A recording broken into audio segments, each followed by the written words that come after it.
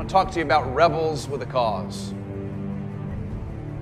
When Israel lost their leader, Joshua, they also lost their minds. They lost their direction. They lost the substance of who they were as a people. And they began to worship false gods. Ideas other than the God of Israel. They became spiritually impressionable. And as a result, the people of God as a whole and as individuals constantly found themselves and their lives in troubled places, bound and discouraged and in despair. And it was in those moments that God, in His omnipotent mercy, would ultimately raise up judges. And judges in Hebrew is translated deliverers.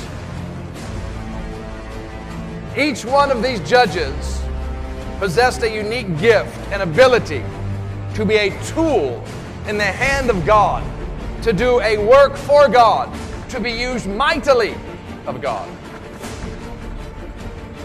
And the point that I'm compelled to make to each of you this morning is all these judges had defects. All these deliverers had faults. They were not perfect. God used imperfect people to deliver others. He still does. In fact, some of the things one thinks might be a fault, in God's eyes, it might not necessarily be. Maybe you think you see a fault in somebody else and you think, oh, that's a problem. Maybe God doesn't think it is. Things that offend our religious nature, our religious spirit, or offend religion, or even your individual personality might not offend God. Be careful of thinking God cannot use you because of some perceived defect. Or that God cannot use somebody else because something about them offends you or upsets you. I'm about to tell you something unbelievable right now. Something shocking. And I say this unequivocally, without any doubt, and you can read your Bible, and if you read it enough, you're going to find it to be true. God has never, ever, ever, ever used a perfect person. Never. And if you would get your life in the hand of God, the potential and the possibilities are limitless. God can use anything and anyone that He wants to, and guess what? He doesn't ask my permission, or more importantly, yours either. In reality, you're going to get to heaven and be amazed who's there. You might be shocked at who's not there. So many people I've known have quit the things of God because somebody offended them or hurt them. Friend, let me ask you a question. Were you looking for a preacher or a God?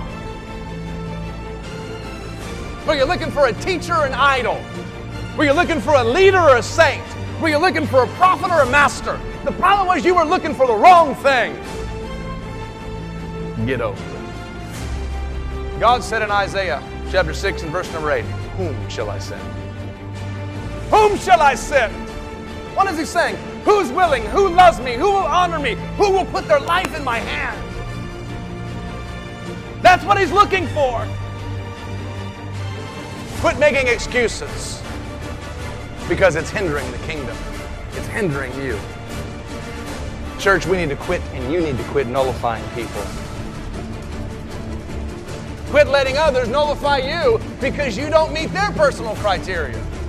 Trust me, the moment you walk into a church, there's going to be a lot of criteria. Don't nullify someone because God could actually be using the person you're nullifying and critiquing.